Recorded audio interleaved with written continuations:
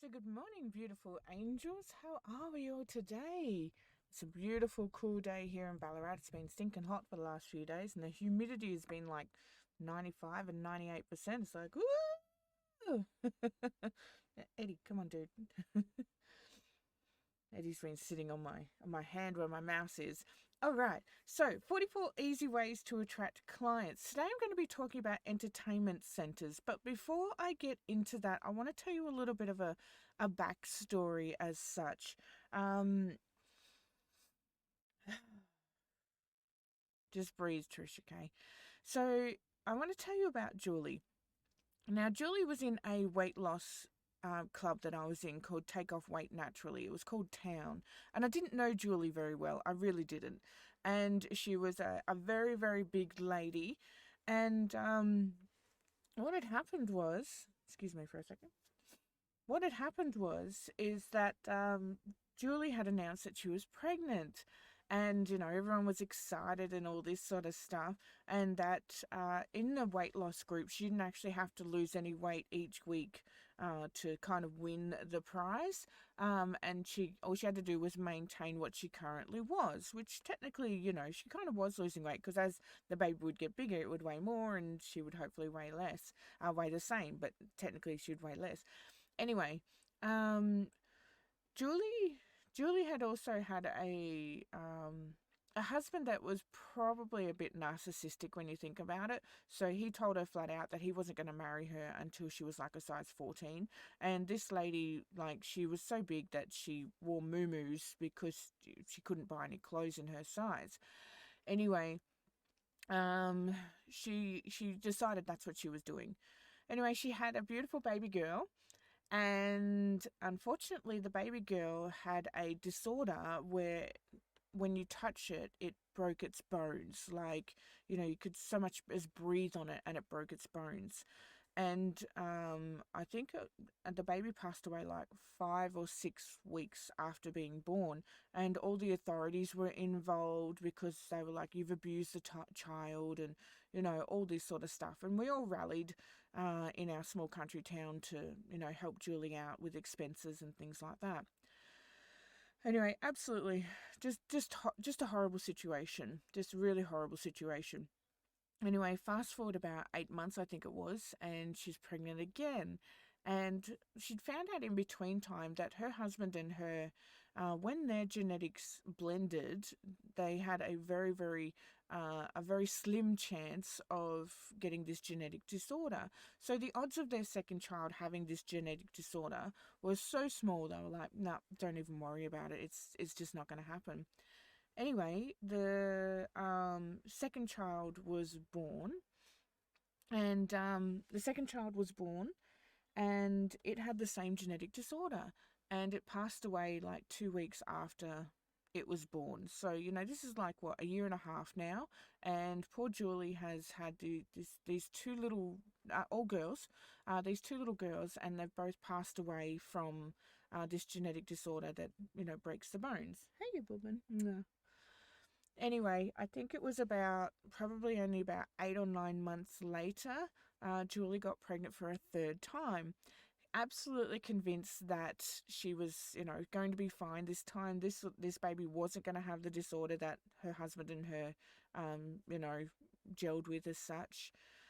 So at the time, I was also a volunteer on the SES as well, and this was probably one of my most traumatic events that I had to go through. Anyway, we got a call in saying that a ute had been hit by a cheese truck. And I raced to the scene. My cousin Tim was on the fire brigade and he raced to the scene. And I just happened to be living a couple of blocks away and, I raced to the scene as such.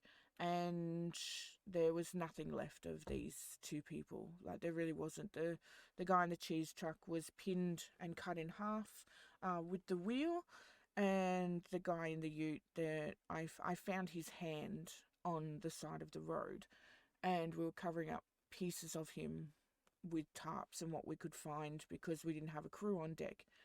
Anyway, it had happened in the driveway of Julie's place, and the guy in the ute was Julie's husband. So Julie's husband had been hit by the cheese truck, and had passed away, basically. Passed away on impact. Anyway, I helped the guy that was pinned in the truck because he wanted to ring his wife and say goodbye to her. That's a different story. Anyway, Julie came screaming down the driveway when she realised what had happened because somebody who was a passerby had rang us in. My cousin Tim got there and it was just, we were both smoking, like, oh my God, there was so much going on. I'd started directing traffic and all this sort of stuff around the crash, and Julie came down the driveway and she was just screaming her head off. And we didn't want her to see what had happened to her husband, so, Marzi took her back up the driveway. Anyway, fast forward about, I think it was only like 2 weeks, and she actually had a miscarriage with the third baby. And when they did tests on it, it also had that disorder where it would break its bones. So poor Julie, in a period of 3 years, had, 3 children that had passed away from this disorder. Then to top that off, on top of that, her husband had a young girl. So he had a child before Julie came along, and she was like 9 years old. And then the authorities, because there was an ongoing case with the children passing away because of this disorder that they were still fighting, the daughter ended up going back to the mother. So Julie not only lost 3 of her own children, but her husband and her husband's daughter, and they had full custody of her, back to the biological mother. And it was one of those stories where I was like, holy fuck, like, why isn't this made into like a mini series of some sort? Because this is an absolutely epic story for one person to cope with. So what Julie did was she decided to, wasn't very articulate as such, and she decided to write a book as such. So that's what she did. So allow me to continue this story in just a moment. So before I go too much into Julie's book launch, if you want to jump onto our training, please do. I'm not going to spend too much time on this one today because I really want to talk about Julie. So if you want to do Heal the Inner Child, gut-directed hypnosis, anxiety, depression, hypnosis protocol, please jump onto that training. It is on our webpage, PellenandPalmer.com, and then you go to training and freebies and then into events, or the link is in the description. Moving on. Anyway, when it comes to so Julie decided to do a bit of a book launch, and like I said, I knew her from our weight loss club, but it's not like I'd actually had full-on conversations with her or anything along those lines. So she decided that she was going to do a little bit of a book launch, and this is in a small country town. We've been reading the same books for 100 years because nothing gets recycled over, and there was no such thing as a podcast or anything like that back then. Anyway, what had happened was she decided to do a bit of a book launch, and she just printed it off on A4 paper. It was nothing fancy. And she decided to do it in Mount Gambier, so it was a bit of a bigger city. And I said to her, would you be open to me having a display in the foyer whilst people are waiting to go into, your presentation? And she responded with, absolutely, I would love that. Because, she'd been grieving, she'd been working on doing this stuff on her own, and then trying to project her story as such. So when you do these sorts of things, talk to the person and, go into entertainment centres and ask them, can you be in the foyer? It doesn't matter whether it's someone like Carl Barron, a comedian, a big show, you'll be surprised how many of them will be like, yeah, set up in the foyer. So what happened was, I asked Julie, was it okay if I networked my hypnosis business? And what I was doing was trauma-based stuff. So I wasn't going to go to this launch and then say to people, let's do quit smoking. It's just not the appropriate environment. But I talked about trauma stuff whilst people were in the waiting area.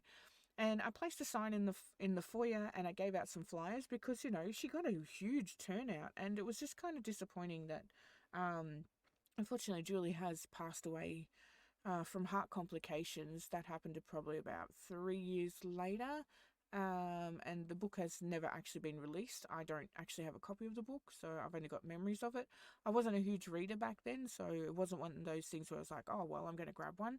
I'm very much the kind of person that if somebody else needed it, then they got it. So, yeah, it's a little bit of an unfortunate thing now because she's just got this magnificent story. And so at the event, I actually said to her, I said, look, can I hand out flyers and talk about trauma while people are waiting? She's like, absolutely. And then when I got there, they had drinks and little canapes and all that sort of stuff.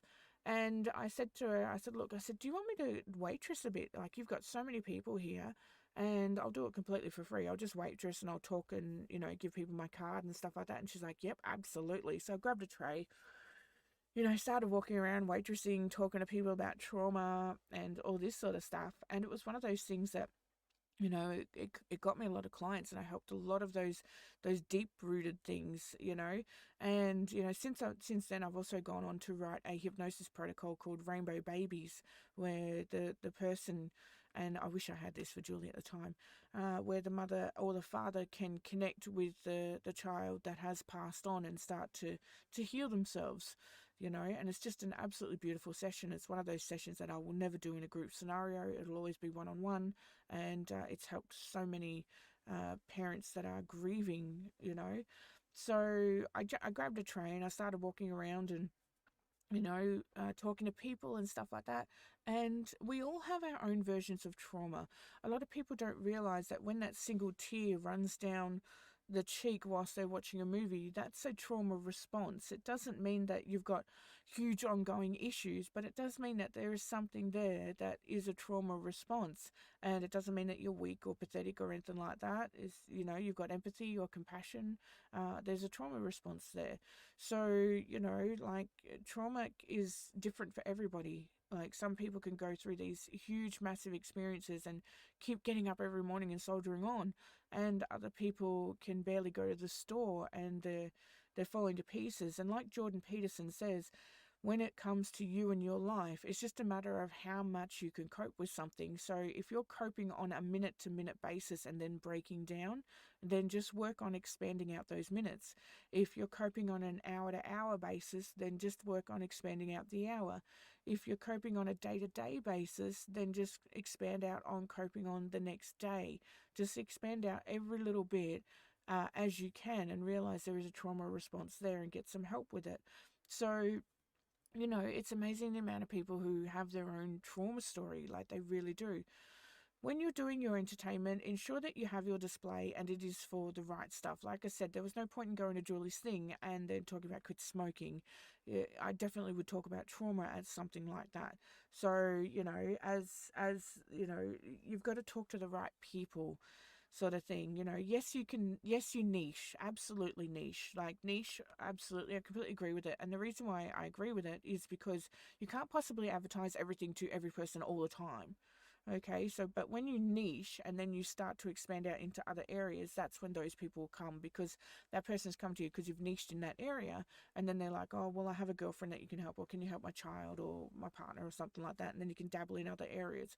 Okay, so have your criteria worked out, brand yourself, and take bookings as well whilst you're there. It was one of those experiences in my life that you could feel the sadness in the room, not only for Julie, but for her children, for her husband, and everybody, could connect with it in some way, shape, or form. So, don't be afraid to go to these entertainment centers and say to them, hey, is there any chance I could have a small display? And you don't have to supply anything, because those centers are all set up. You usually just have to give them a copy of your insurance, to say that you're allowed to work outside of your clinic as such. Print up some flyers and start mingling and talking and networking. It really does build up your confidence, and it really does help you starting to get into that rapport and practice your techniques on the fly as well, rather than relying on scripts or digital criteria. So just remember that you've got this, you've totally got this, and you can absolutely go out there and, do this, help out, volunteer, do whatever you need to do. But go talk to some of the entertainment centers, because they do have shows on, and you can in a very COVID safe way nowadays, especially these days. Um, all those people have to be vaccinated in order to go as part of the criterion at the moment. And you could, by all means, have a display there as people are in the waiting room, and you don't even have to be there. You talk to the people from the foyer, and have a display there about needle phobias, or scan this QR code to download this freebie. It's absolutely worth it, and it's one of those wonderful experiences that you get to network with some real high up people, and really get to sort of talk and build up that confidence on that next level.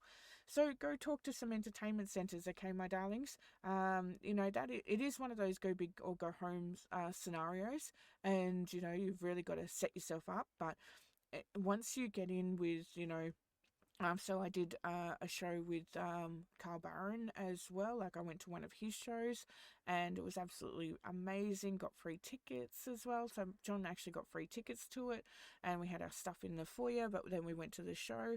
And when you get those sorts of people coming along, and then they're like, oh, well, maybe you could help out my friend who's having issues with their comedy show or their confidence and stuff like that. That's when you're getting into that bigger stuff, that bigger, higher ticket stuff.